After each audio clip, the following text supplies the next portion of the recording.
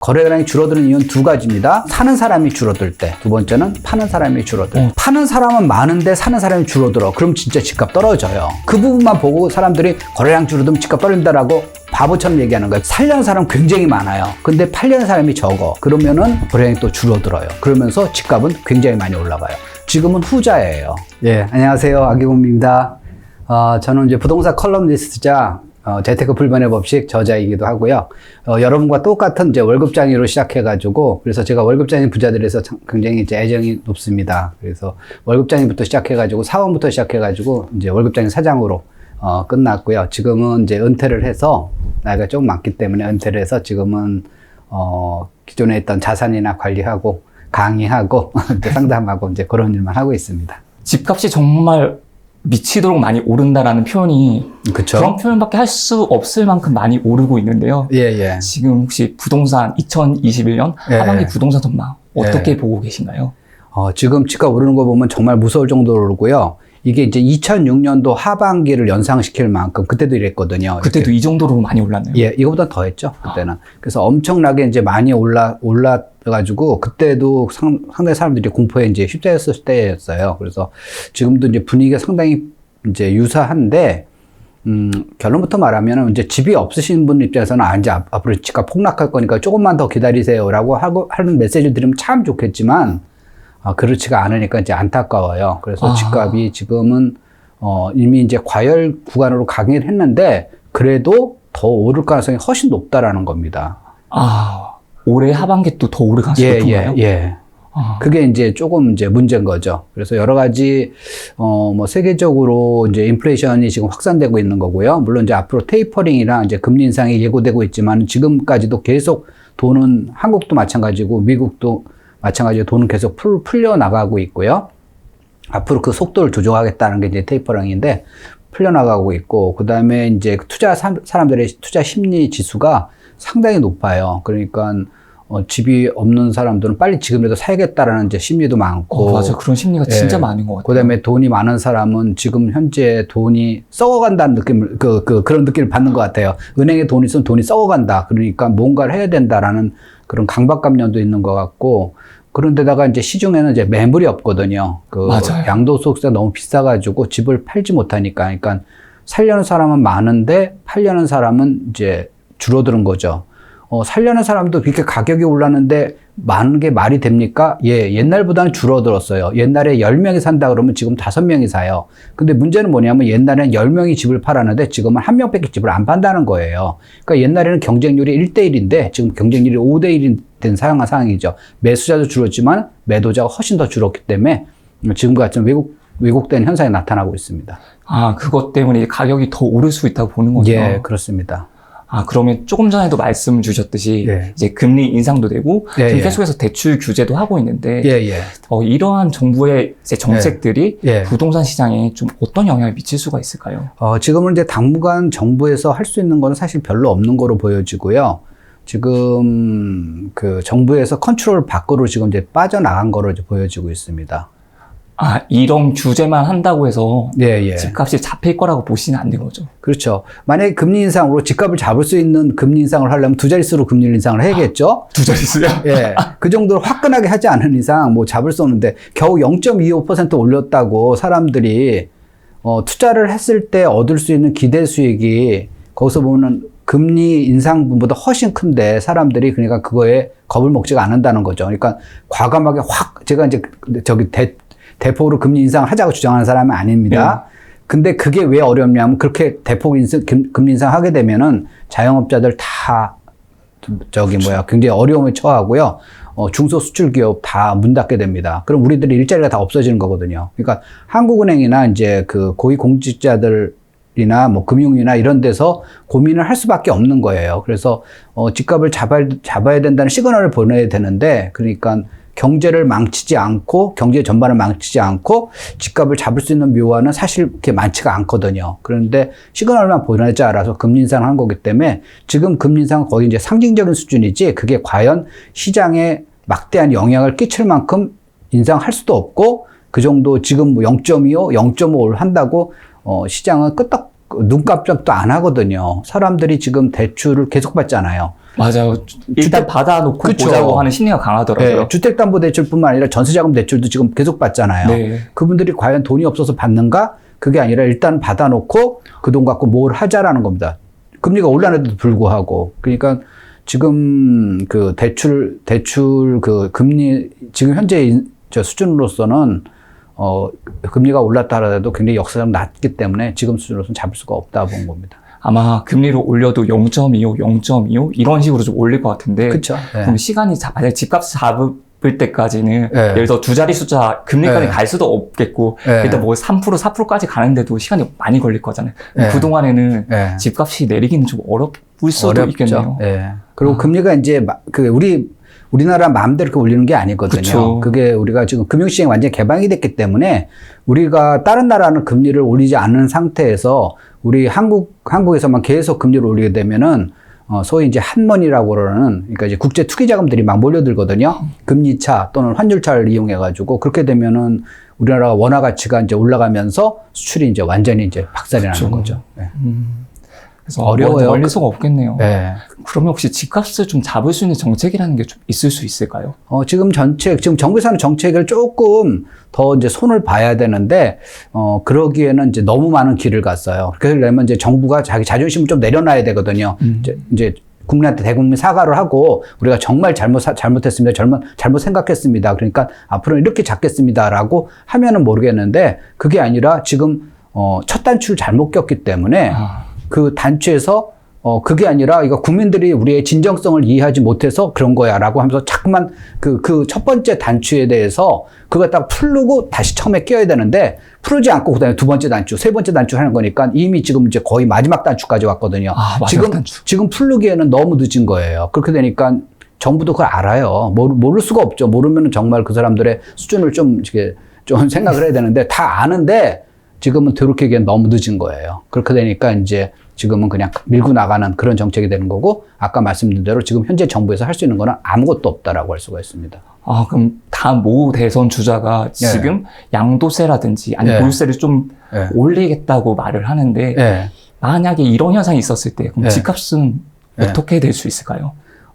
그건 이제 그 대선 주자에 따라서 이제 주장은 이제 다른데, 그때 따라서 다시 또 나타나겠죠? 그런데 지금 현재 보면은 현 정부에서 지금 문제가 뭐냐면은, 일단은 시장을 이제 현 정부의 가장 이제 현 정부 비판한 것처럼 보여서 좀 그런데, 현 정부의 정책의 이제 가장 큰 문제가 뭐냐면, 시장 자체를 인정하지 않았던 거예요.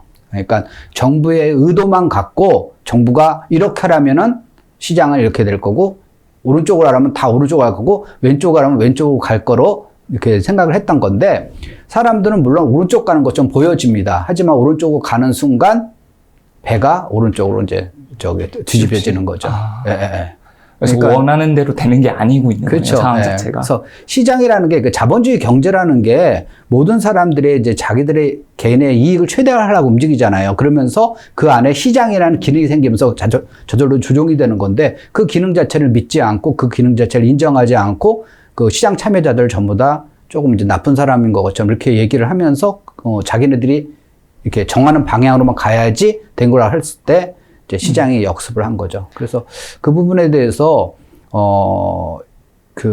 제가 이제 대선 주자들 이제 여권이건 야권이든 할 때 집값을 잡겠다는 말을 너무 쉽게 하지 말라는 거죠. 그래서 사람들한테 선진국은 왜 부동산 규제를 안 하겠어요? 미국, 영국, 프랑스, 독일 왜 안 하겠어요?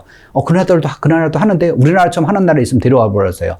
그 나라도 선진국이라서 이렇게 규제한 나라 없습니다. 네, 없습니다. 그래서 아니, 공산주의 국가인 중국 이런 데도 보면은 자기 집 소유하잖아요. 이제 땅은 소유 못 하더라도 집을 소유하잖아요. 그리고 다 소유권을 인정을 한다고요. 그러니까 그건 인간의 본성이고 어느 나라도 이렇게 우리나라처럼 이렇게 주택 규제를 하는 나라는 없습니다. 그렇게 할 줄 알았으면은 자본주의 경제가 아주 발달한 외국에서 먼저 시작을 했겠죠. 근데 그렇게 못하는 이유가 그렇게 옛날에 자기네도 해보려고 했더니만 부작용이 너무 크기 때문에 그냥 시장 현상에 맡겨놓으면은 오를 때는 오르고 떨어질 때는 떨어지고 떨어지면 굳이 해줄 필요도 없어요. 자기네가 투자 잘못한 거니까. 그래서 오를 때는 오르고 떨어질 때는 부양할 필요도 없고 그냥 규제할 필요도 없고 그냥 시장 현상에 놔두고 다만 이제 거기서 근본적으로 경쟁이 안 되는 사람들 있잖아요. 이제 시장 경쟁이라는 거는 어느 정도 능력이 갖춘 사람끼리 경쟁하는데, 거기서 기본적으로 이제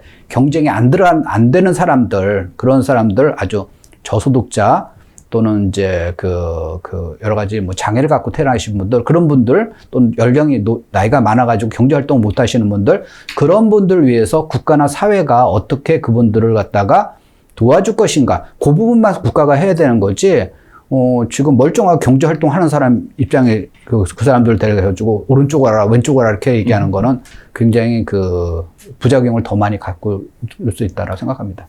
아마 의도는 나쁘지 않았을 거라고 그렇죠. 생각이 돼요. 예, 근데 예. 결과가 지금 이렇게 되면 당연히 여기에 대해서 이 결과에 대해서 생각을 하고 개선책을 내야 되는 게 의도는 굉장히 선하죠. 의도는 선한데 결과가 악하죠. 그러니까 자본주의 경제는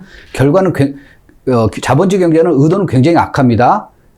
그러니까 빵 만드는 사람이 빵을 만드는 거는 대중한테 배부르게 만들려고 만드는 게 아니에요. 자기가 그걸 팔아가지고 부자가 되고, 그러니까 사람들한테 돈 받아가지고 자기가 부자가 되려고 빵을 만드는 거예요. 그런데 결국은 그 사람들이 빵을 만들면서 사람들이 맛있는 빵을 먹잖아요. 그러니까 의도는 악하지만 결과는 선하게 나타난 거고요. 대신에 이제 이렇게 규제하는 사회 같은 경우는, 계획경제 이런 규제하는 데 같은 경우는 의도는 선하죠. 모든 사람을 다 잘 살게 만든다. 의도는 선하지만 결과는 악하게 나타나는 거죠. 인류의 역사입니다. 네, 정말 안타깝습니다. 예.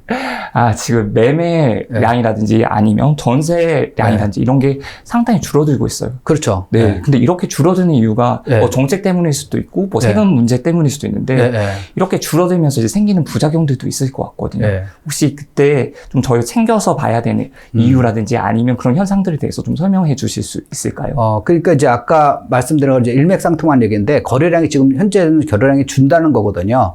그러니까 그걸 다 시그널을 또 잘못 이해해가지고 어떤 분들은 이제 거래량이 줄어드니까 집값 떨어진다. 그건 정말 반쪽밖에 못 보는 분이에요. 거래량이 줄어드는 이유는 두 가지입니다.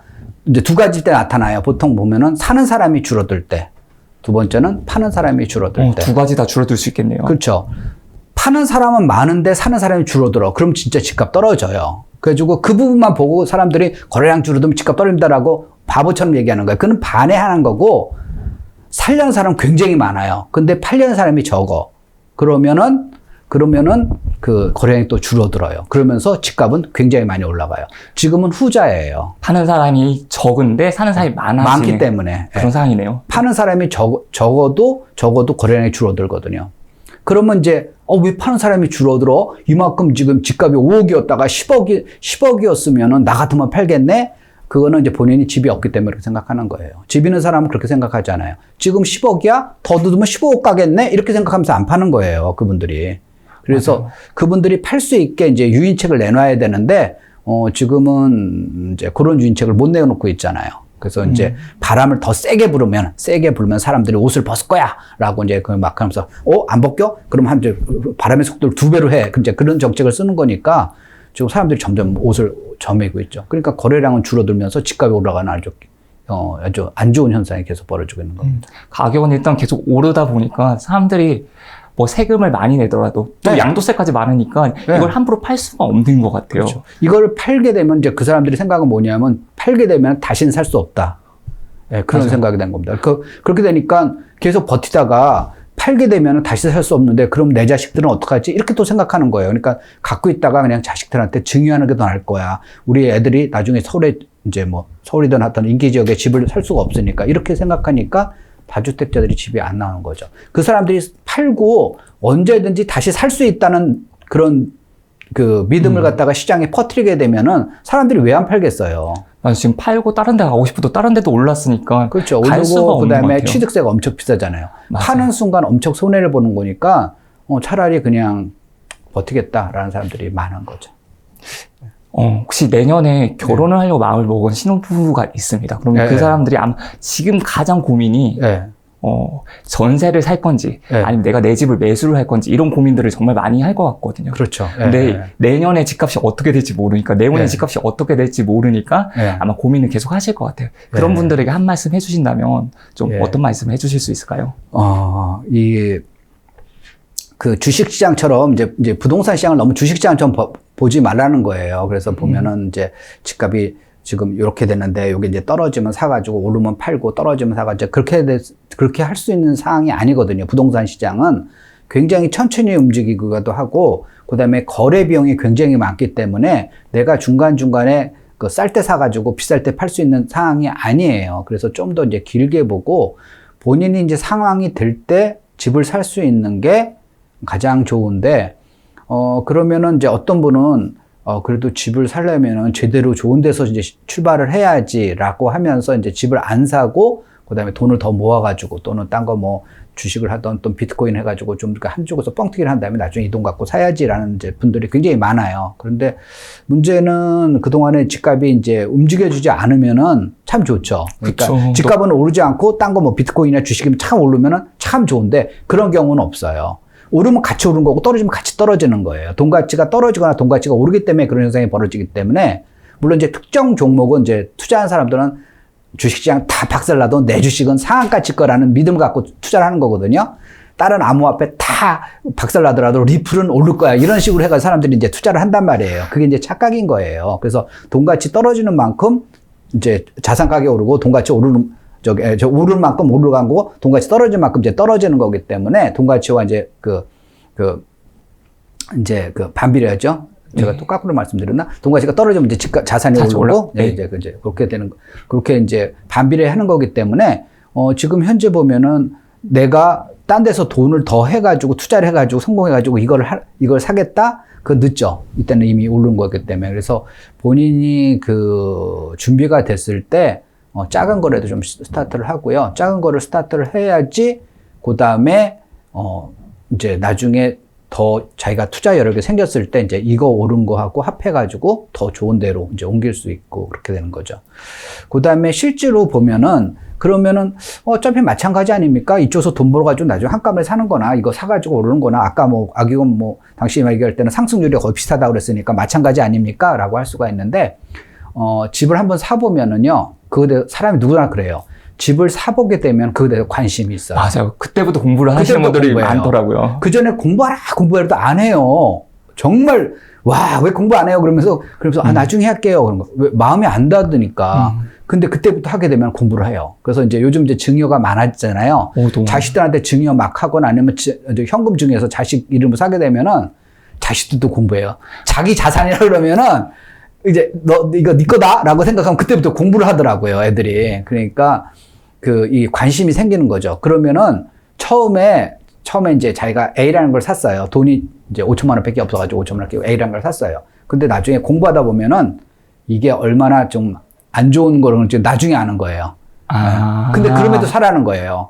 그거 안 사면 그 다음에 몰라요. 공부를 안 할 테니까. 그 다음에 나중에 돈이 생겨도 그때는 이제 만약에 이제 2억이 생겼어요. 그럼 2억 끼고 나쁜 걸 사요.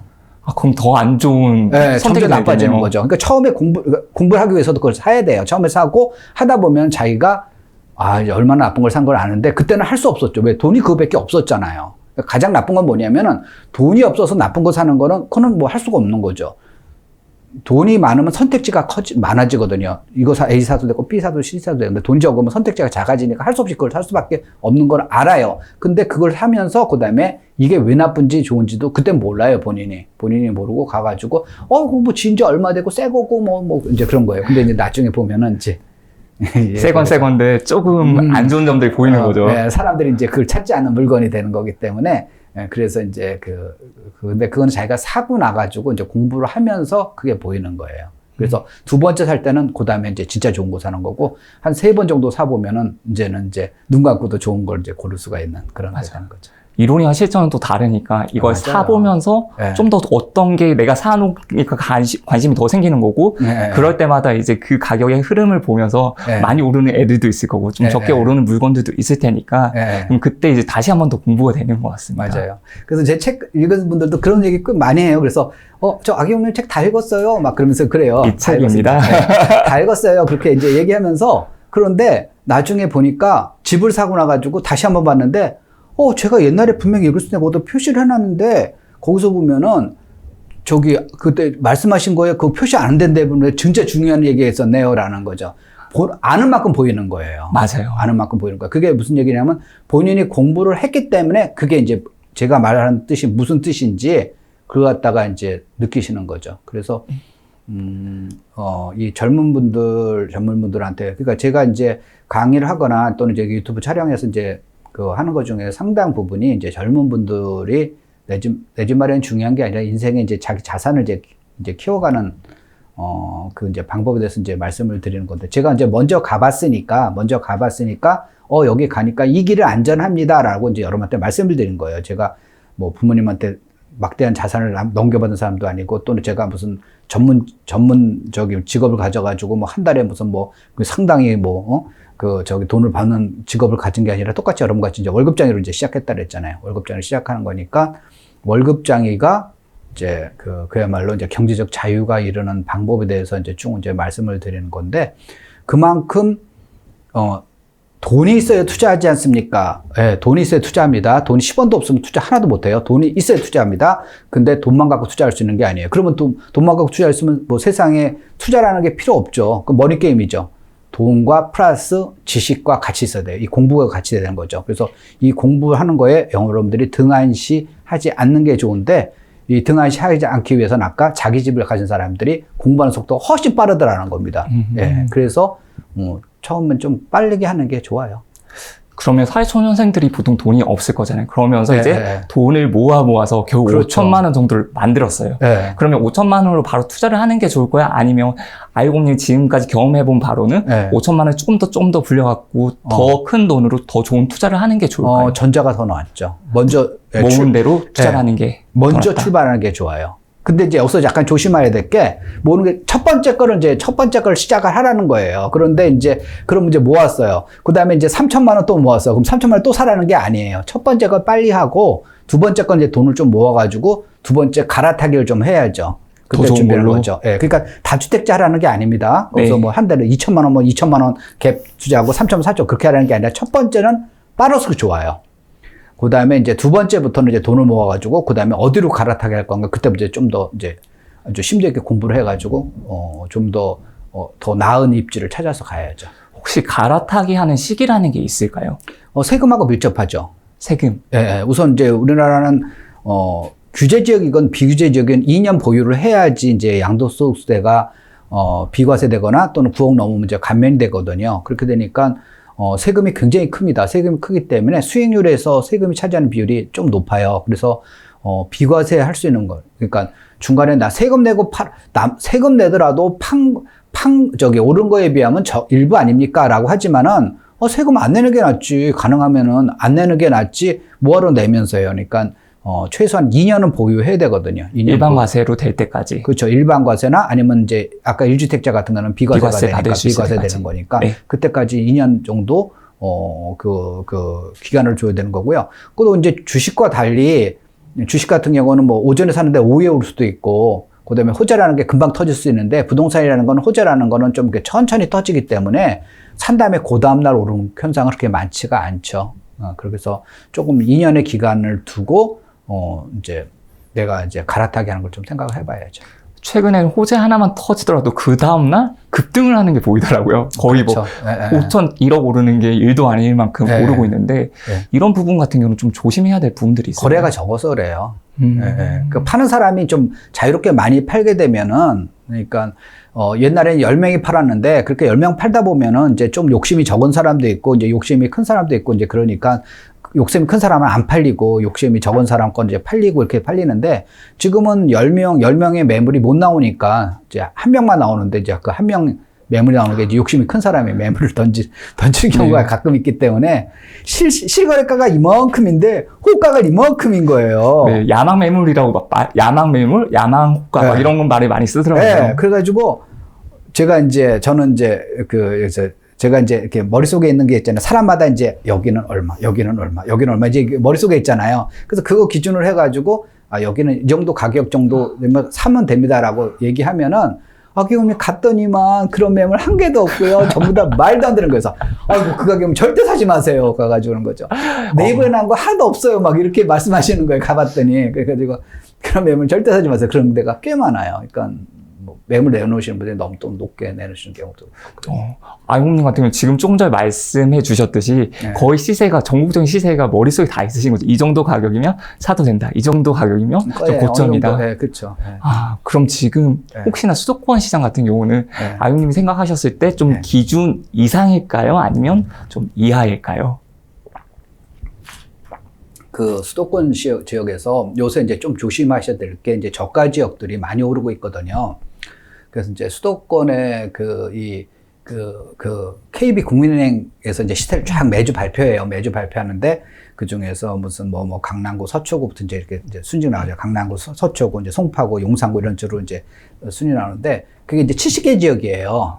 네. 그러니까 뭐 서울, 강북 이렇게 통째로 한 거 빼고 그거 빼고 이제 끝에 단위로, 마지막 단위로 해가지고 하는 게 수도권에 딱 70개예요. 근데 70개인데 이제 거기서 70위 하는 데가 이제 안성이고, 69위 하는 데가 이제 동두천이고요. 막 그런 식으로 이제, 근데 지금 집값 오르는 데는 다 하위권이에요. 그쪽에서 집값이 많이 오르고 있는 거죠? 예, 하위권이 막 오르고 있어요. 그래서 하위권이 오르고 있는데, 그러면 이제 사람들이 투자를 할 때 주식도 마찬가지예요. 바둑 둘 때도 마찬가지입니다. 바둑 둘 때도 제일 하수가 뭐냐면 손 따라 두는 거예요. 이렇게. 앞에 사람이 이렇게 이쪽 두면은 자기는 원래 이쪽 두려고 그랬어요. 그런데 이쪽 두면 이쪽 내가 안 쫓아가면 여기가 다 죽을 것 같아. 그래서 거기서 이제 쫓아가는 거예요. 그러면 이렇게 하다가 이 사람 또 이쪽 둬요. 그러면 와, 이쪽에다가 이제 이렇게 하는데 그게 이 사람 상대방의 의도에 따라 몰려가는 거거든요. 자기가 그 판을 주도하는 게 아니라 상대방이 이제 주도하는 거죠. 그러면 나중에 바둑 게임 끝나고 나가지고 보면 자기 져 있어요. 상대방이 끌려가기 때문에 상대방을 그걸 갖다가 이 사람 갖고 노는 거죠. 그러니까 투자도 마찬가지예요. 올라가는 데를 사는 게 아니라 오를 때를 사야 되는데 문제는 뭐냐, 아까 공부가 안 됐으니까 오를 때는 모르는 거죠. 오를 때를 알면 다 오를 때 사야지 누가 안 사겠어요. 그 공부가 안 돼서 그런 거예요. 그러니까 공부가 안 되니까 사람들은 지금 오르면 내일도 오르고 내년도 오를 거라고 착각을 하는 거예요. 맞아요. 그러니까 남이 이미 산데 2억 원일 때 사라고 그러면 안 사요. 거기가 그런 데를 왜 사요? 그러다가 이게 이제 2억 5천 되면은 시작하면 좋아 보이는 거 갑자기. 좋아 보면서 거기 사야 된다고 그런 거죠. 아니 2억 원일 때 사면은 쌀 때 샀잖아요. 근데 왜 5천만 원 오른 다음에 남한테 왜 수익을 5천만 원 그랬다가 왜 그 이익을 실현시켜줘요? 그러니까 그런 식으로 잠깐만 투자를 하니까 지금 현재 보면은 일부 저가 지역이라고 다 나쁜 게 아니라 저가 지역의 특징은 뭐냐면 매매가도 싸지만 전세가도 싸요. 예.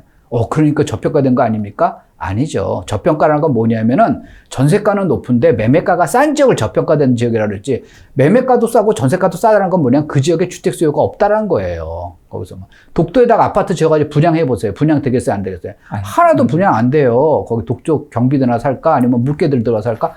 하나도 분양이 될 수가 없어요.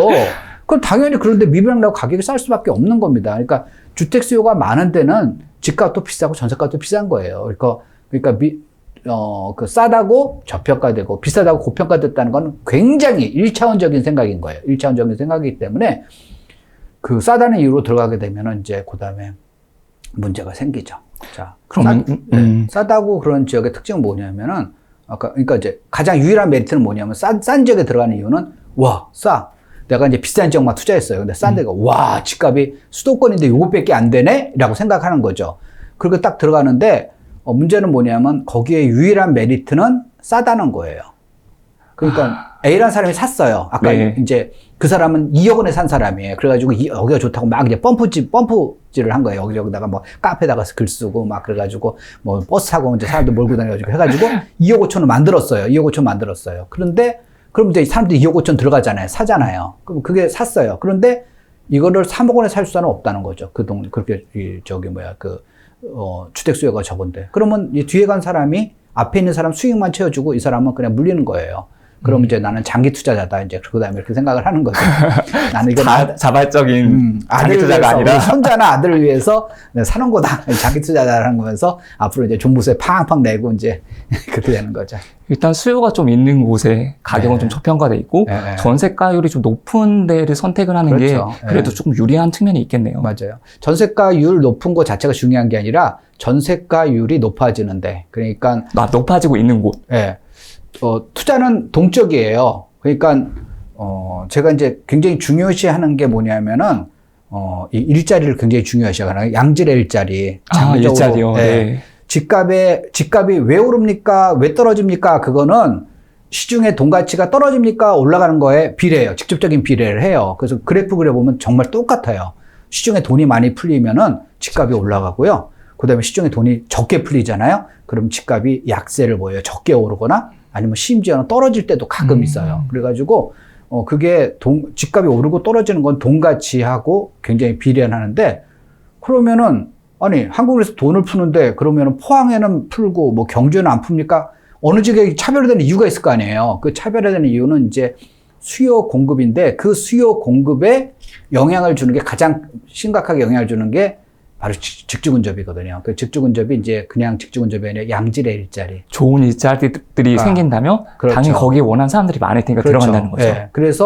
그런데 좋은 일자리가 옛날에도 생겼고 지금도 옛날에도 10만 개, 지금도 10만 개 있는 지역은 어떻게 되겠어요? A라는 지역은 이제 옛날 10만 개 좋은 일자리가 B라는 지역은 좋은 일자리가 5만 개예요. 그러면 와 A라는 지역이 B라는 지역보다 일자리가 더 많기 때문에 2배나 많기 때문에 A 지역이 좋은 투자처입니까? 아니에요. 왜? A 지역은 그렇게 10만 개이기 때문에 이미 비싸요. 옛날도 비싸고 지금도 비쌉니다. 근데 여기는 5만 개였다, 옛날에 2만 개였다 5만 개, 옛날에 쌌다가 지금 앞으로 좋아질 지역이에요. 그러니까 투자라는 거는 지금 이 세상에서 제일 좋은 집을 찾는 게임이 아니에요. 그건 하수들이 하는 얘기예요. 그거는 뭐냐면은 좋아질 거, 이 변화의 폭을 봐야 되는 거예요. 아, 그럼 지금 일자리가 많이 있는 지역보다 일자리가 점점 더 많이 늘어나는 지역을 봐야 되겠네요. 그거 알려면 어떻게 해요? 공부해야죠. 공부로 이제 비결이 되는데. 공부하면 이제 약간 이제 막 이게 몸에 막 소름 돋는 사람이 있겠지만, 이제 공부는 죽을 때까지 해야 돼요. 해야 돼요. 네, 죽을 때까지 해야 돼요. 그러니까 이게 학원 가서 이렇게 막 이게 교과서 달달달 외우고 그건 공부가 아니라 실전으로. 돈이 되는 공부를 해야 돼요. 그럼 이제 인구가 줄어드니까 당연히 수요가 좀 없어질 거고 그것 때문에 부동산 가격도 빠질 거라고 하시는 분들이 많이 있어요. 혹시 그 부분은 어떻게 생각하실까요?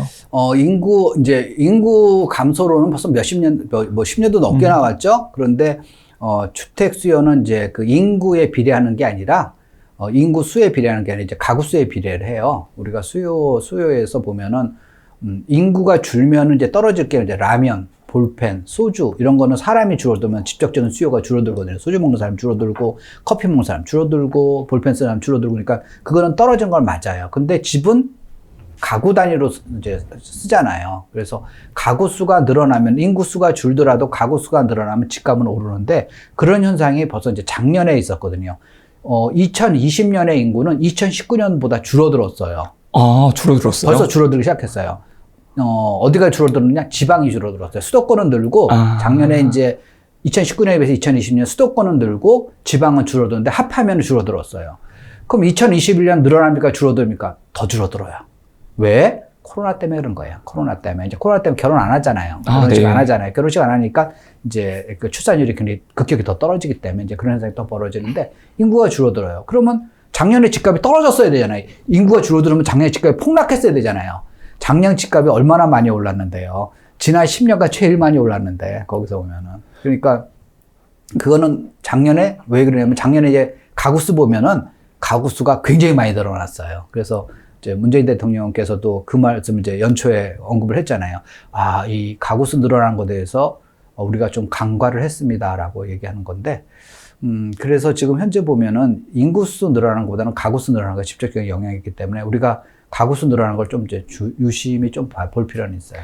실제로 말씀 주신 것처럼 지방 인구수가 줄어들고 있었잖아요. 있는 과정인데. 2016년 피크를 치고 이제 2017년부터 줄어들었어요. 그럼에도 불구하고 지금 아파트 가격이 많이 올랐더라고요. 가구수는 계속 늘어났으니까. 가구수가 증가하는 것 때문에 그런 가능성이 높겠네요. 이제 내 집 마련을 하시는 신혼부부들이 있을 텐데, 내 집 마련하려고 하시는 분들이 있을 텐데, 그분들에게 꼭 하나 이것만은 좀 조심하라는 말씀을 주신다면 어떤 조건들을 좀 조심을 해야 될까요?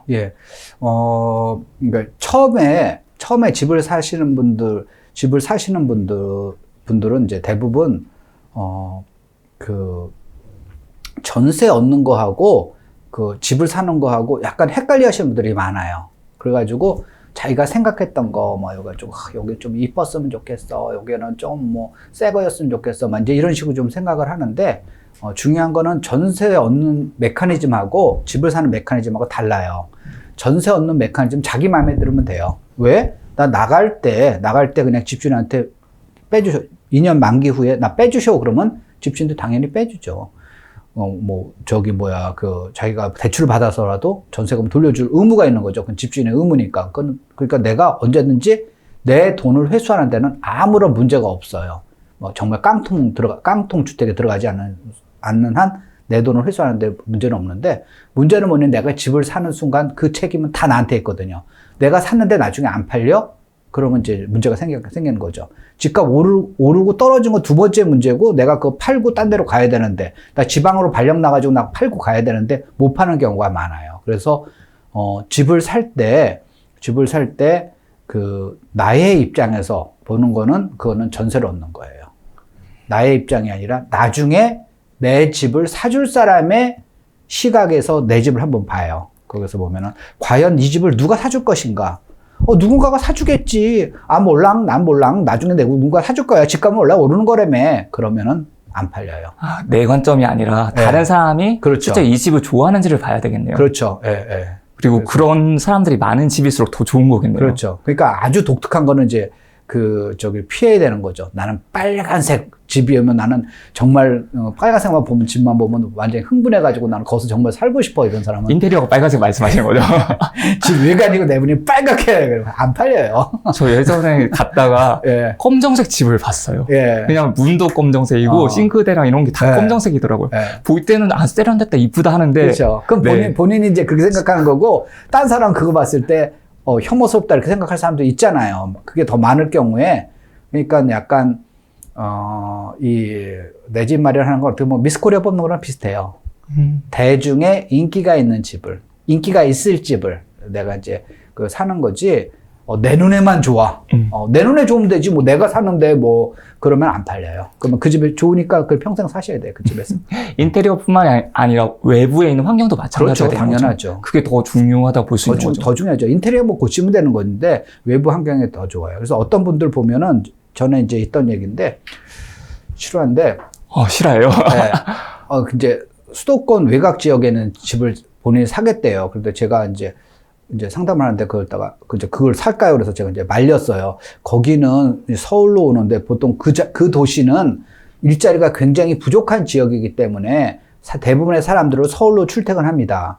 서울로 출퇴근한 그 사람이 많은 데는 일자리가 부족한 도시이기 때문에 그렇죠. 일자리가 많으면 거기서 근무하지 뭐하러 서울까지 와요. 또는 일자리는 많은데 오던데 거기는 양질의 일자리가 적어서 그런 거죠. 거기서 양질의 일자리를 찾아서 온 거거든요. 그러니까 그 도시에 양질의 일자리가 많으면 서울 출퇴근하는 사람이 적습니다. 근데 하여튼 그 도시는 양질의 일자리가 적어요. 그러니까 대부분 아침에 출근했다가 이제 저녁에 퇴근하는 거죠. 근데 서울에 오는 길이 하나밖에 없어요. 아침에 거의 주차장 수준이에요. 6시 넘어가면 이제 주차장 수준으로 생각하면 꽉 막혀요. 그래가지고 저기는 그 얘기를 하면서 거기는 엄청 막혀가지고 그 사람들 별로 선호한 지역이 아니니까 웬만하면 사지 마세요라고 하니까 이분이 뭐라 그러면 저는 괜찮아요. 저는 10시 이후에 출근하기 때문에 차들이 다 빠진 다음에 갑니다. 왜요? 저는 그 전문직이기 때문에 10시 이후에 전 출근해도 되고 대신에 이제 저녁에 퇴근할 때도 한 10시 이후에 퇴근하기 때문에 사람들이 다 빠졌을 때 가기 때문에 나는 거기하고 맞습니다라고, 자기하고 궁합이 맞습니다라고 사겠다는 거죠. 근데 문제는 뭐냐면 아까 그 전세를 얻는 거랑 똑같은 거예요. 그래서 그러려면 전세 얻으세요. 제가 그렇게 얘기했거든요. 전세 얻는 거 똑같은 거예요. 문제는 나중에 그 사람 집을 사줄 사람은 그렇게 팔자 좋은 사람이 아니거든요. 그 사람은 새벽에 딴 사람과 똑같이 출근하고 저녁 끝나자마자 빨리 처자식 보고 싶어가지고 빨리 가야 되는 일반인이기 때문에 그런 집은 절대 안 팔립니다. 그래서 나의 입장에서 보지 말고 내 집을 사줄 사람의 입장에서 봐야 되는 거예요. 그럼 그 중에서 가장 중요하게 좀 봐야 되는 요소들이 있을까요? 아까 일자리. 양질의 일자리. 예를 들어서 동탄 같은 경우는 옆에 삼성전자는 양질의 일자리를 갖고 있는데 근데 강남이나 이런 데까지는 접근성은 좀 부족해요. 그렇죠. 그런 지역이라도 교통이 조금 불편한 지역이라도 양질의 일자리를 가지고 있으니까 그런 지역은 좀 괜찮다고 볼 수 있어요. 양질의 일자리가 이제 몇 개인가를 따져봐야죠. 몇 개인지. 그 도시의 규모와 그 양질의 일자리의 비율을 봐야 돼요. 인구 비율을 좀 보면 되는 건가요? 그 양질의 일자리 나누기 인구. 정확하게 해서는 어떤 인구냐면은 일을 할 수 있는 사람의 인구. 애들이나 할아버지 말고, 그러니까 만 15세부터 만 65세, 그거 이제 생산 가능 인력이라고 그러거든요. 네. 그러니까 그거는 이제 국제 공인입니다. 15세도 포함이 되나요? 15세부터? 그래서 거기서부터 그게 국제 공인 저거니까 그 인구수를 뽑아가지고 통계시장 들어가면 다 통계 있어요. 그 통계 해가지고 그다음에 양질 일자리 해가지고 그 비율로 전국적으로 쫙 비교해 보면은 어디가 괜찮은 투자가 어디가 괜찮고 그리고 요게 이제 보통 대부분의 도시에서 그러니까 수도권 같은 경우는 이제 2002년부터 보통 통계가 대부분 나오고 지방은 그보다 약간 통계가 늦어요. 그래서 이제 지방 같은 경우는 조금 그 통계 복귀가 굉장히 좀 어려운데 그 수도권은 통계가 금방금방 나와요. 사람들의 관심이 또 그만큼 많고 그렇기 때문에 그래서 통계 금방금방 나와서 이게 지역별로 이렇게 딱 분석할 수가 있어요. 그래서 구별로도 나와요. 구별로도 다 분석할 수가 있습니다. 혹시 작년에 이제 패닉바이란 말이 많이 나올 정도로 네. 연끌해갖고 집을 사신 분들도 많이 있는 걸로 그렇죠. 알고 있습니다. 네. 그러면 이런 투자 심리는 네. 왜 이런 투자 심리가 일어나고 또 네. 그에 따라서 좀 유의해야 될 점들은 뭐가 있을까요? 네. 뭐 결론적으로 하면 작년에 패닉바이 해가지고 산 사람들은 위너였죠. 그래가지고 그때 당시 이제 구태국통부 장관이 그거 하게 되면 이제 패가 망신합니다라고 했지만 그 말 들으신 분은 패가 망신했고 이제 벼락 거지가 된 거고 그냥 그때 그냥 미친 척하고 사시는 분들은 이제 벼락 부자가 된 이제 아주 아이러니를 보였는데 어떻게 보면 이제 그분들이 어떻게 보면은 작년에 그 흐름을 탄 거죠. 그때 작년 같은 경우 작년 하반기부터, 그러니까 한 7월 정도부터 이제 집값이 이제 본격적으로 이제 오르기 시작했는데, 그건 우리나라만 오른 게 아니라 미국도 마찬가지고 다른 나라도 그때부터 집값이 급등했어요. 그러니까, 작년에 코로나 사태가 있었지 않습니까? 코로나 사태 터지면서 3월부터 이제 미국에서 본격적으로 돈을 풀었어요. 미국에서 돈을 풀게 되면 이제 이건 이제 거시경제하고 상관이 있는데, 미국에서 돈을 이렇게 풀잖아요. 그러면 다른 나라에서 그에 상응하게 통화를 풀지 않게 되면 어떤 현상이 벌어지냐면은 이 나라 통화 가치가 올라가는 거예요. 여기서는 원화 가치, 달러 가치가 떨어지니까 돈을 막 풀으면 달러 가치가 떨어지잖아요. 달러가 시중에 흔해지니까. 네. 달러 가치는 떨어지면은 환율이라는 거는 두 국가의 상대적인 가치를 논하는 거기 때문에 이 나라 가치가 올라가는 거예요. 뭐 엔화든 뭐 유로하든 원화든 올라가는 거예요. 그러면 그 나라 가치가 올라가면은 수출이 안 되거든요. 네. 그러니까 맞불 작전을 쓰는 겁니다. 미국에서 달러를 확 풀어? 그러면 유로에서도 확 풀고, 일본에서도 확 푸는 거예요. 다 같이 풀어야 되는 거네요. 네. 우리나라도 안 풀어? 그러면 이제 우리나라만 가치가 올라가면서, 그러면 이거 갖고 이제, 이 돈이, 이제, 소위 한머니가 또 몰리고, 또 이제 수출기업 날아가고 그러니까 우리도 할 수 없이 푸는 거예요. 그래서 이 통화량 늘어가는 그 시점이 전 세계적으로 거의 비슷해요. 그러니까 아까 공부하세요. 그런 거 하나 그 중에 하나가 바로 거시 공부도 그런 것도 좀 공부하세요. 한국은행 들어가면은 다 자료 있습니다. 그 자료인데 한국은행에서는 친절하게 여러분 돈이 많이 풀리니까 집값 오를 겁니다고 얘기하지는 않습니다. 그래서 친절하진 않네요. 네. 대신에 그러니까, 그 정보를 볼 수는 있겠네요. 그걸 이제 친절하게 제가 하는 게 제 강의죠. 그러니까 이게 무슨 뜻이고 어떤 경제 현상이 나타났을 때 이게 무슨 뜻이고 그걸 하는 거죠. 그래서 처음에는 모든 사람이 이제 그 수레바퀴를 발명할 수 없잖아요. 그러니까 수레바퀴 발명한 수레를 갖다가 써야 되는 거죠. 그러니까 처음에는 이제 공부하라는 이유가 뭐냐면은 처음에 내가 산에 들어가서 딱 명상을 하면서 그다음에 이제 하는 것도 중요하지만은 남이 해놓은 거를 일단은 습득하는 게 중요하잖아요. 그러니까 고다 어느 정도까지는 이제 남이 하는 얘기가 저 사람 얘기는 뭐고 저게 무슨 뜻인가라는 거죠. 자기가 듣고 싶은 얘기만 들으면은 평생 그렇게 살아요. 거기서 보면은. 달콤하죠. 거기서 오면 이제 여러분 이제 고생했어요. 이제부터 집값 폭락해가지고 집값 오르는 사람들 이제 이제 옆에서 꼴 보기 싫던 김대리, 이대리 이제 완전히 이제 정말 울상나고 뭐 전부 다 한강에 줄 서고 참 듣기 아주 속이 시원하죠. 근데 그런 소리가 바로 내 귀의 사탕이 아니라 내 귀의 사탄인 거예요. 거기서 오면. 그러니까 현실은 굉장히 더 냉정하고 무섭기 때문에 돈에는 감정이 없어요. 냉정하고 저기 하기 때문에. 본인들이 이제 그런 공부를 하기 싫어도 조금 이제 하다 보면은 재밌어요. 네, 재밌습니다. 돈은 감정이 없다는 말이 좀 와닿는데요. 네. 좀 내가 간절하다고 해서 그게 부자가 만들어주는 길은 아니더라고요. 간절함으로 맞아요. 오히려 공부를 더 열심히 하면 그 방법적으로 더 좋은 결과를 얻을 수가 있는 것 같아요. 혹시 이제 중국 무협 영화 같은 거 보시면은 이제 그 부모님이 원수한테 처음에 당하잖아요. 그러면 내가 저 원수 그러고 가는데 처음에는 이겨요, 져요. 지죠. 일방적으로 지잖아요. 실력이 없으니까. 네. 그 꼴이 나는 거예요. 내가 그때는 가장 감정이 부끄러웠을 거예요. 부모님 자기가 돌아가신 걸 앞에서 봤으니까 원수 그러지만 실력이 안 되면은 원수도 못 갚는 거예요. 그러면서 이제 힘을 쌓고. 그렇죠. 공부하면서 이제 정말 절정 고수를 만나가지고 사부님 들어가지고 이제 가서 배우고 이제 그렇게 되는 거죠. 똑같네요, 그거랑. 네, 맞아요. 좋은 사부 만나서 공부해야 돼요. 정말 집값이 많이 올랐는데 이제 하루아침에 내가 살 수 있는 집들이 점점 없어지는 느낌이 들어요.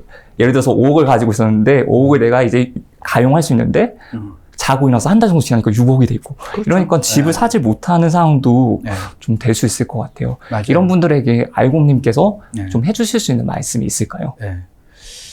아까 이제 돈에는 감정이 없고 거기서 보면 자기가 오기가 있는 거는 그러니까 내가 의지가 있다고 생각하지만 잘못 해석하면 이제 좋게 얘기하는 거고 잘못 해석하면 이제 오기가 될 수 있거든요. 오기 부린다고 되는 건 아니에요. 거기서 보면. 그래서 어느 순간에 이제 냉철해야 돼요. 내가 어떤 주식을 샀어? 이건 내가 이제 2만 원에 샀어요. 이건 분명히 3만 원 가까이 샀어요. 그런데 내 의지와 상관없이 이게 18,000원, 17,000원 떨어진 거죠. 그러면 내가 냉정하게 생각을 해야 되는 거예요. 내가 뭘 잘못하고 뭘 잘했나. 물론 무조건 손절매하라는 게 아닙니다. 그래도 내가 맞았어. 그러면 버텨야죠. 그런데 내가 생각했던 게 너무 좋은 면만 본 거 아닌가라고 생각을 좀 할 필요가 있거든요. 그러니까 부동산 시장도 마찬가지예요. 내가 잘못 샀다 그러면 중간 손절매 할 수 있어야 되는 거고 내가 지금이라도 사야 된다 그러면은 지금도 내가 잘못된 방법을 바로 잡는 것도 큰 용기예요.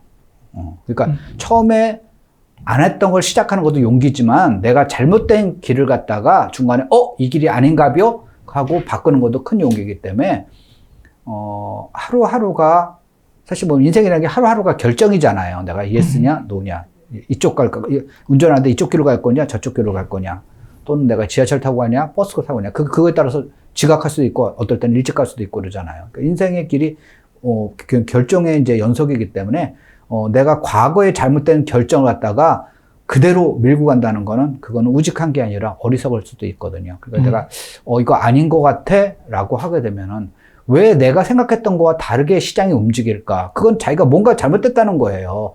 자기만 맞고 딴 사람 다 틀렸다가 그거는 아집이죠. 그러니까 내가 나는 이렇게 생각하는데 몇몇 투기꾼 때문에 집값이 올라? 전국에 그럼 투기꾼 도대체 몇 명이야? 거기서 5천만 명 중에서 한 4,999만 명이 투기꾼이고 자기만 투기꾼 아니고 그런 거야? 그 말이 안 되는 거죠. 그래서 시장이 오른다는 거는 그만큼 거기에 자기가 생각하지 않았던 뭔가가 있다는 거예요. 그럼 그게 뭔가가 있다는 거를 한번 공부를 해보시라는 거예요. 공부해 보시고 나가지고 그러면 그랬더니만 내가 생각했던 것 자체가 우물 안에 개구리였구나를 갖다가 알 수가 있습니다. 맞아요. 항상 하는 선택이 내가 하는 선택이 최선의 선택은 아닐 수 있을 것 같아요. 그렇죠. 근데 그럼에도 불구하고 그 뒤에 내면에서 이제 내가 보고 배우는 게 있고 더 그렇죠. 열심히 하게 된다면 그 다음에는 더 좋은 선택을 할 수밖에 없을 것 같거든요. 맞아요. 그래서 인생이 굉장히 길기 때문에 나 이번에 한번 실패해가지고 나는 정말 이번 생은 망이야 라고 생각할 필요 없어요. 맞아요. 네. 이제 그래가지고, 나이가 늦어서 그런 사람 제가 이렇게 물어봐요. 몇 살이나 되셨는데? 그러면, 지금 40대 후반인데. 여보셔, 지금 반도 안 살았거나, 애구만, 애.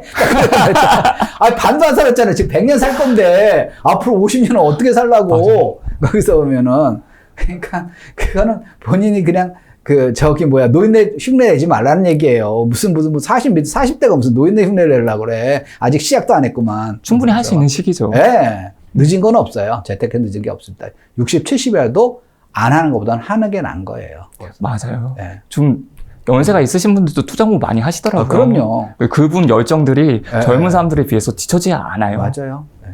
저는 이제 옛날에 컴퓨터 초기에 이제 보급하러 다녔을 때 이제 컴퓨터 학원을 이제 제가 다녔었는데, 이제 컴퓨터를 전공한 게 아니라 저는 이제 건축을 전공했거든요. 근데 실제로 이제 컴퓨터를 해가지고 회사 취직할 때는 프로그래머로 이제 취직을 했어요. 오, 진짜요? 네. 그래서 이제 컴퓨터에 이제 거의 미쳐가지고, 학교 다닐 때부터 이제 거의 컴퓨터에 미쳐가지고, 이제 그 책만 보다가 이제 안 되겠어가지고, 학교에서는 이제 안 가르쳐 주니까, 학교에서 가르쳐 요 몇 개 안 되니까, 학원 다니면서 이제 그걸 배웠거든요. 학원을 다니는데, 거기에 학원에서 70이 넘으신 분이 그걸 듣는 거예요. 프로그램을요? 네, 1980년대 얘기예요. 그러니까 막 애플 나오고, 그때 컴퓨터 프로그램을 배워요.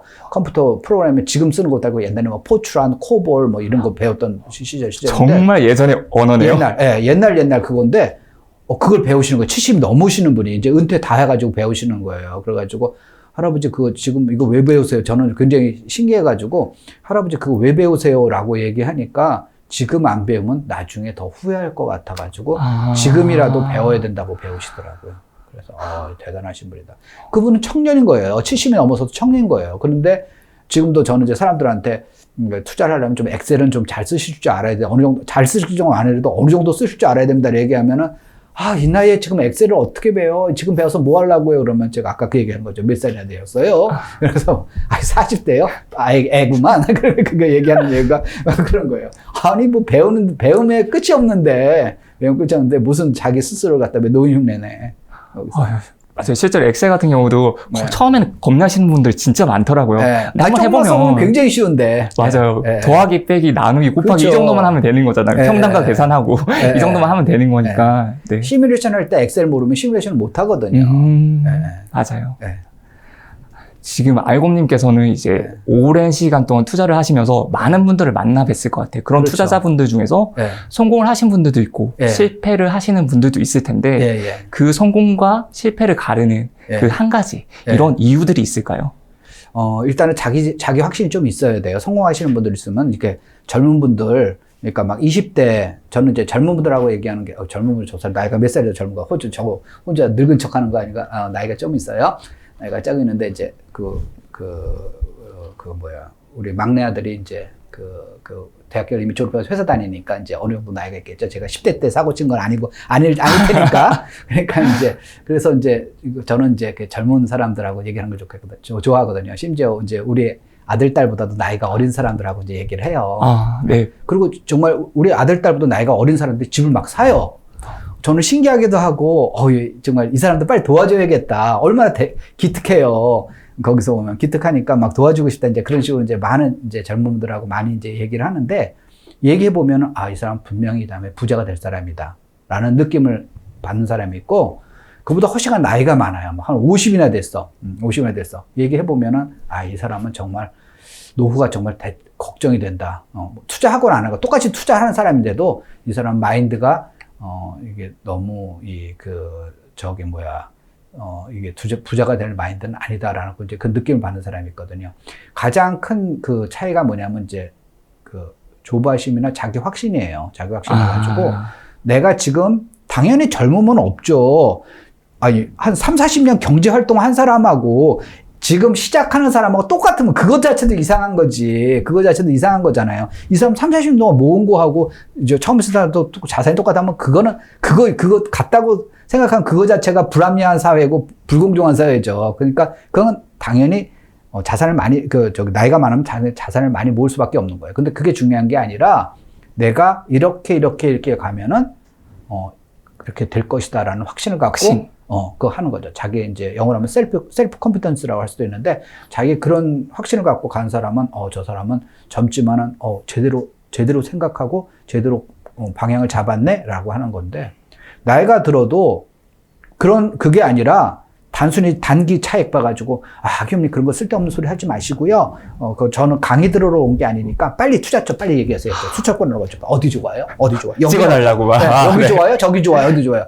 전부 다 얘기하는 데가 전부 다 투기꾼만 들어가는데 막 어서 가가지고 그래서 그 사람들 얘기 보면 이게 투기꾼들이 어서 많이 노는지 다 알고 쭉 그것만 쭉 얘기하고 보면은 제가 살 때는 거기 거품 꼈어요. 거기 들어가면 지금 물려요. 그거 다음에 못 팝니다. 다 그런 데인데 정말 그런 데만 쭉 그렇게 하시는 분들 그러면 이 사람은 정말 남 좋은 일만 열심히 하다가 정말 나중에 노후에 폐지수로 다니겠구나 그런 느낌 받는 사람도 있고 막 그래요. 확신이 생기려면 일단 공부를 좀 많이 해야 되겠네요. 공부를 좀 해야죠. 그리고 그게 서로 어떻게 보면 시너지 효과가 있어요. 자기가 공부를 해요. 그러니까 투자가 세상에 보면은 뭐 저보다 돈 많은 사람도 훨씬 많고 뭐 저보다 일찍 투자한 사람도 많을 거예요. 근데 이제 중요한 게 뭐냐면 내가 알고 이걸 갖다가 어떤 주식이라고 봅시다. 내가 이걸 갖다가 이렇게 해가지고 하면 이게 오를 거야 라고 생각해서 그 주식을 샀어. 그러면 그건 그 사람의 실력인 거예요. 근데 그게 아니라 우연히 샀어. 그건 실력이 아니죠. 또는 어떤 사람이 오를 것 같아가지고 그냥 샀어. 그건 실력이 아니죠. 다음에 그 사람이 안 가르쳐주면 이 사람은 다른 종목을 못 찾잖아요. 근데 이 사람이 자기가 공부해서 찾아냈어. 그러면은 그건 자기 실력이니까 다음에 재현할 수가 있는 거죠. 그래서 중요한 건 뭐냐면 처음 단계에서는 그 실력을 쌓는 게 중요한 거예요. 처음에는 왜 실력을 쌓는 게 중요하냐면은 처음에는 돈이 없어요. 젊은 사람 돈이 없습니다. 돈이 없는 게 당연한 거예요. 그건 창피할 필요 없고 당연한 겁니다. 그래서 처음엔 실력은 있어도 투자를 못 해요. 하지만 나중에 점점 연봉이 오르잖아요. 그리고 그동안에 쌓이는 게 있잖아요. 그러면 나중에 진짜 자기가 실력을 갖췄을 때 자기의 선택에 대해서 여기저기 마음대로 할 수가 있는 거예요. 내가 돈 뽑고 싶으면은, 요번에 올해 좀 요 정도 수익을 거둬야겠네? 그럼 좀 약간 공적으로 투자해야겠네? 자기가 할 수가 있는 거. 언제든지 실력이 쌓는데, 실력이 안 쌓여지면은, 그때 가가지고 공부할까요? 아이고, 투자 그렇게 만만한 거면은 다 부자 될게요. 돈을 쌓는 기간, 그러니까 돈을 모으는 기간보다 공부하는 기간이 더 길어요. 처음 말씀 주신 조급함이랑도 관계가 있는 것 같아요. 내가 공부가 안 돼 있고 확신이 없으면 점점 더 조급해지는 거죠. 가가지고 조급하니까 어디가 좋아요? 그럼 이제 그걸 갖다 이용해 보는 거죠. 김 여사님 여기다만 투자하시면요 이거 정말 뭐 한 달에 얼마씩 나옵니다. 그거에 이제 혹하는 거예요. 이제 그런 데 가는 거죠. 저 이거 진짜 궁금한 건데 알고보니 이미 이제 경제적 자유를 이루셨잖아요. 그리고 스스로 부자라고 생각을 아마 하실 것 같은데 아이공님께서 생각하시는 부자라는 어떤 사람이 부자라고 생각을 하실까요? 부자라는 거는 자기가 마음이 부자여야 돼요. 그 부자가 뭐 10억 있으면 부자입니까? 아니요. 100억 있으면 부자입니까? 아니요. 1000억 있으면 부자입니까? 아니요. 그럼 1조요? 아니요. 사람에 따라 달라요. 어떤 사람은 10억 있어도 부자일 수가 있고 어떤 사람은 1조가 있어도 부자가 아닌 거예요. 그래가지고 부자라는 건 어떻게 보면 자기 자족? 그러니까 자기 만족이 되는 거죠. 요 정도면 됐다. 요 정도면, 일단 이제 이제 기본적인 거는 먹고 사는데 걱정이 없어야 되죠. 뭐 내가 돈 1000만 원밖에 없는데 부자다. 그거는 이제 자기 만족이고, 자기 위안이고, 일단은 이제 그 생활비가 나오는 거에 대해서 걱정이 없을 단계만 가면 되는데, 노후 준비가 되어 있어야 된다는 거죠. 네. 그 정도면 되는 이제 부자인데, 그게 이제 막 1000억, 2000억 이렇게 되더라도 부자가 아닌 사람들이 있어요. 그러면 끊없이 탐욕인 거예요. 탐욕. 그러면 내가 옆집에 사람은 요트가 1개인데 난 요트가 한 10개 돼야지. 막 그러고 막 그래서 자동차도 막 진짜 물방울 다이어 뭐 한 100kg짜리 하나 있어야 되는데 난 10kg밖에 없으니까 나는 그거 가난해. 이렇게 생각하면은 평생 가난하고 평생 부를 갈구하다가 목이 말라 죽는 거예요. 그런 사람은 부자가 아닌 거예요. 비교를 하면 안 되겠네요. 네. 대부분 부자가 안 되는 이유가 비교하기 때문에 그런 거예요. 비교하는 게 이제 주위에 그러면은 그걸 이용하거든요. 상대방이. 그래가지고 이제 약 올리거든요. 약 올리면 살살 약 올리는 거예요. 심지어 그 사람 자기가 약점이 있으니까 약 올리는 거예요. 와가지고 나 이거 샀는데 뭐 어때 뭐 막 이러는 거예요. 그러면 그게 혹해가지고 막 그거 이제 분노를 갖다가 이제 속에 조절을 못하고. 나 이거 사야 돼. 이것보다 더 좋은 거 사야 돼. 그러니까 그거 보고 더 욕을 거예요. 그리고 어디 이제 보면은 이제 나랑 같이 나 그 옷 하나 살라고 백화점 가는데 어디 같이 가줄래? 좀 골라줄래? 그런 거죠. 그 이제 그 약 올리는 방법이 이제 대표적이거든요. 가가지고 이제 카드로 막 10벌 팍 해가지고 한 100만 원짜리 팍 사는 거예요. 이 사람은 월급쟁이 남편인데. 와, 그러면 이제 열받죠. 그러면서 살면서 자기야 이거 이쁜데 이거 하나 사라. 그러면 못 살 거 알면서 그런 거예요. 이쁜데 이거 하나 사. 뭐 그런 건데. 뭐 남편 뭐 요새 잘 번다며. 근데 이거 샀다가 남편하고 이제 부부싸움 생기고 뻔히 아니까 이제 와이프는 또 자제를 하는 거죠. 그럼 이제 집에 와서 부글부글 하는 거죠. 왜 나는 학교 다닐 때 쟤보다 공부 잘하고 내가 더 예쁘다는 소리 듣는데 왜 나는 이 모양 욕거리고 왜 쟤는 저렇게 되냐. 그러니까 이 사람은 평생 부자가 못 되는 거예요. 자기 페이스대로 가야지. 그거 진짜 중요한 거네. 자기 페이스가. 자기 페이스대로 가고. 그 사람은 뭐 하냐면 그렇게 펑펑 쓰다가 남편이 부도가 났네. 응? 그래가지고 아까 이제 1000만 원 긁어준 사람 카드 부도가 났네. 그 망한 거예요. 모은 돈은 없어. 있는 돈 다 써버릴 때 모은 돈이 없어요. 그럼 나중에 금방 폭삭 망하고. 이 사람은 사실 남편하고 같이 그 마음 맞춰가지고 차근차근 지금 현재 10억이니까 뭐 내년에는 11억 뭐 이렇게 차근차근 가다 보면 자기가 은퇴할 시점에는 이 사람보다 훨씬 더 괜찮고, 또 중요한 건 뭐냐면 자기가 소비를 컨트롤할 수 있는 수준이잖아요. 그러니까 어느 정도 수준에 올라가게 되면은 자산 들어가는 게 이 소비하는 수준, 그러니까 뭐 생활비는 이거보다 훨씬 많아지거든요. 그게 아주 굉장히 부자 얘기하는 게 아닙니다. 지금 제가 말하는 부자라는 거는 우리가 여기가 월급쟁이 부자들이잖아요. 그러니까 월급쟁이로 부자가 될 수 있는 한도 안에 그게 있어요. 그러니까 어느 정도 자산이 쌓이게 되면은 자산이 올라가면서 그게 자기의 생활비보다 훨씬 많이 뽑아지는. 그러니까 이제 막 농담식으로 이제 그런 거 있잖아요. 막 써도 이놈의 돈은 써도 느네 막 그런 농담이 있을 정도 이제 그렇게 되는 거니까. 근데 그것까지 만들기 위해서는 자기가 소비를 조금 이제 관리할 수 있어야 되겠네요. 정상적인 수준에서 소비를 해야 되는 거지. 거기서 뭐 하루에 한 달에 뭐 요트 한 100개 살 수 있고 물방울 다이아 뭐 한 몇 개 살 수 있고 그거 부자 아니에요. 전 세계 최고 부자도 그런 식으로 하게 되면 파산돼요. 내가 버는 것보다 오히려 소비하는 게 소비를 절제하고 그 비중에 맞게끔 절약할 수 있는 게 그렇죠. 상식적인 수준에서 이제 소비할 수 있고 그게 정말 내가 이거 물방울 당이야 못 사게 되면 병이 난다 그러면 그건 좀 본인의 마음을 좀 다스리는 걸 좀 이제 템플스테이 이런 데 들어가가지고 하셔야죠. 맞아요. 네. 정신 수양이 중요한 것 같습니다. 정신 중요하죠. 네, 초보 투자자는 좀 투기 바람에 휩쓸리기가 쉬운 것 같아요. 아직 확신도 없다 보니까. 그러면 이제 투기와 조급함 때문에 그렇죠. 네. 투기 아닌 투자를 하기 위해서 가장 경계해야 될 한 가지를 좀 말씀해 주실 수 있을까요? 오르는 데가 아니라 이제 오를 때를 사야 되거든요. 오르는 데가 아니라 오를 때가 사야 되는 거니까 공부가 되기 전에 투자에 나서면은 상당히 나중에 보면은 남의 말에 믿을 수밖에 없는 거예요. 근데 남의 말을 믿는데 그 남의 말이라는 게 과연 그 사람이 제대로 된 실력을 쌓는 사람인지, 그러니까 그렇게 말하는 사람조차도 공부를 더 해야 될 사람인데 공부는 안 하고 이제 뭐 일단 현장부터 튀어나와가지고 무조건 싸게 사가지고 이게 세상의 전부인지 아는 사람도 굉장히 많거든요. 혹시 그런 걸 좀 구분할 수 있는 방법이 있을까요? 그 사람의 실적을 좀 보면 되겠죠. 실적인데 실적인데 그게 단기적인 실적이 아니라 이게 좀 장기적으로 실적을 봐야 되는 거죠. 어떤 주식을 한 종목을 샀어요. 만약에 어떤 사람이 주식을 한 종목을 샀어요. 그게 대박을 터뜨렸어요. 그 사람만 샀나? 다른 사람도 가격 다 샀잖아요. 대박 터지는 사람 얘기 안 해서 그렇지. 그 종목 산 사람은 많을 거 아니에요. 그 사람이 최대주 주주가 아닌 한 많을 거 아니에요. 그렇다고 하나 터뜨렸다고 뭐 자기가 투자의 규제다라고 하는 사람은 저는 그런 사람들은 비웃어요. 인정하지 않습니다. 반복적으로 할 줄 알아야죠. 반복적으로. 꾸준히. 네, 꾸준히. 그러니까 대박보다는 중박이라도 꾸준히 낼 수 있는 사람들, 이런 사람들 보면은 그런 분, 저 사람 실력 있네라고 하는 거고요.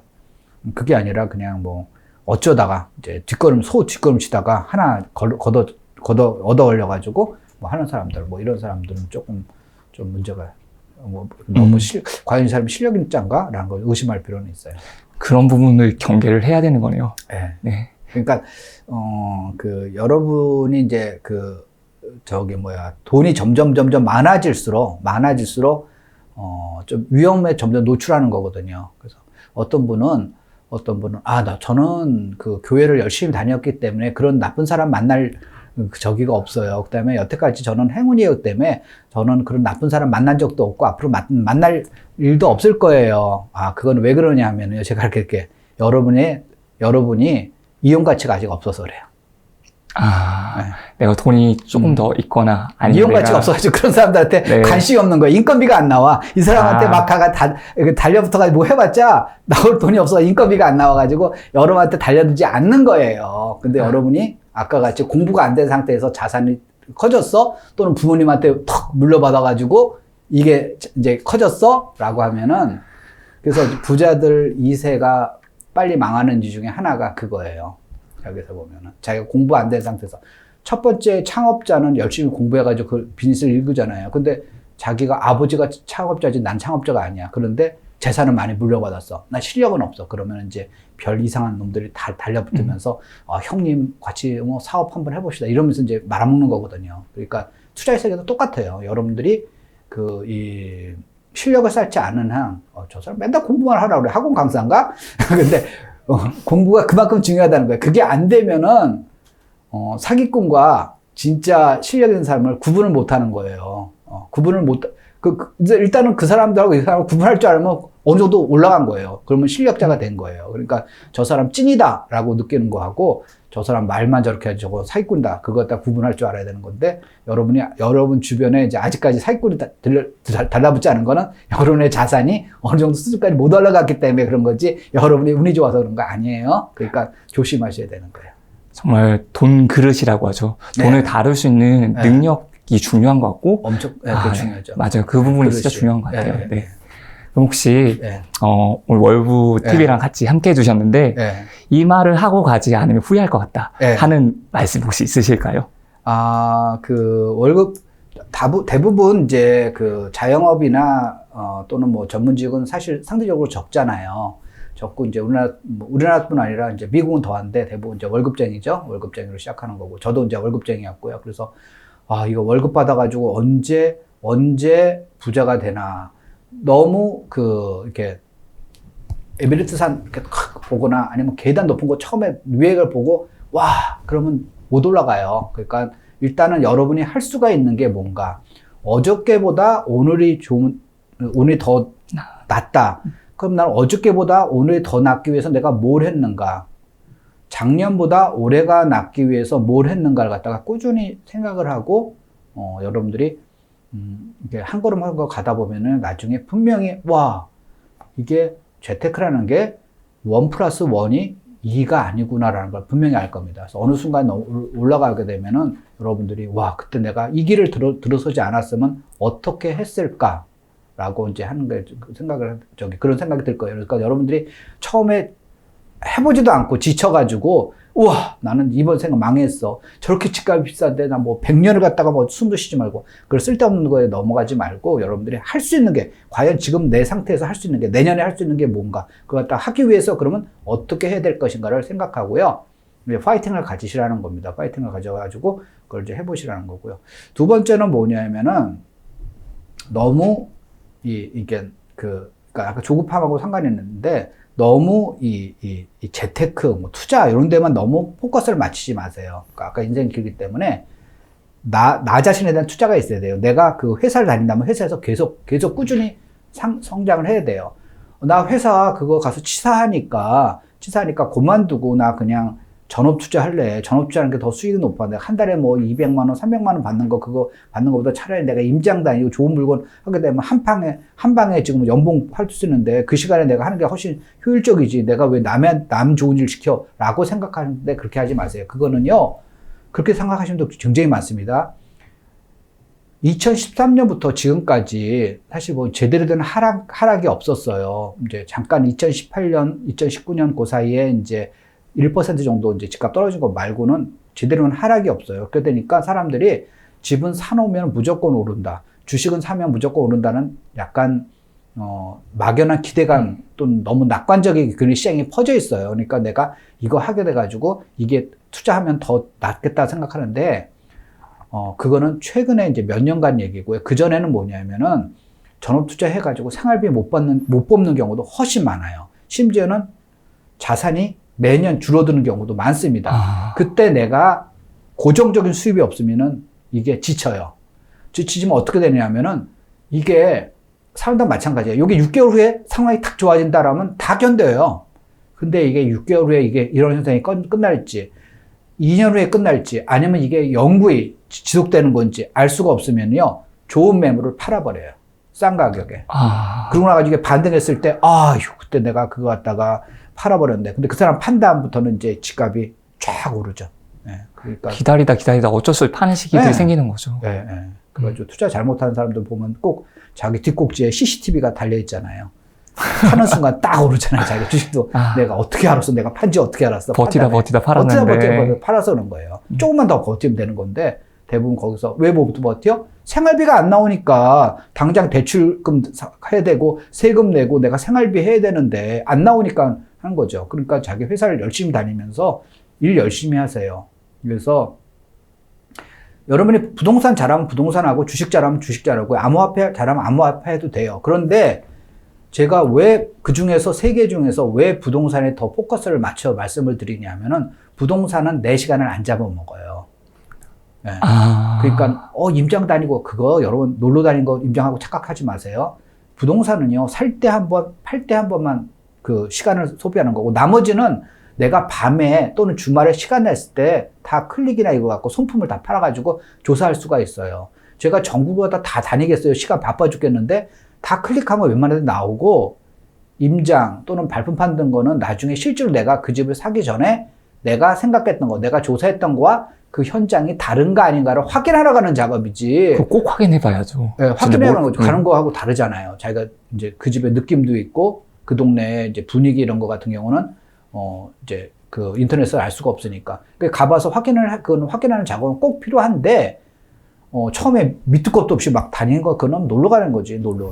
소풍 다니는 거죠. 그래서 시간을 그렇게 많이 쓸 필요는 없어요. 그래서 부동산은 충분히 자기 시간을 자기 회사 월급쟁이면 계속 회사 다녀도 되거든요. 회사에서 열심히 자기가 최선을 다하세요. 그 다음에 주말은 자기 시간이잖아요. 퇴근 후의 시간은 자기 시간이잖아요. 그때 공부하더라도 충분한 거죠. 가능합니까? 가능하잖아요. 여기 있잖아. 가능하잖아요. 제가 아까 가능하다잖아. 아니, 월급쟁이 사장까지 했다니까. 사장이 거기서 한가한 사람인지 아세요? 사장이 좋은 게 아니라 제일 스트레스가 많고 제일 바쁜 사람이 사장이에요. 거기서 오면. 그래서 지금 현재 보면은 회사 생활은 여러분 너무 투자를 하는 거니 그쪽으로만 포커스 맞지 말고 자기 자신을 좀 투자를 하는 그런 사람이 됐으면 좋겠습니다. 밸런스가 맞는 삶을 좀 했으면 좋겠다는 거죠. 네. 네. 지금까지 풍부한 지식과 오랜 경험을 토대로 부동산 투자와 재테크 꿀팁을 전해주신 아이곰님과 함께 했습니다. 긴 시간 따뜻한 이야기를 나누어 주신 것에 감사드리며 월급쟁이 부자들은 더 재미있고 유익한 이야기로 돌아오겠습니다. 감사합니다. 감사합니다.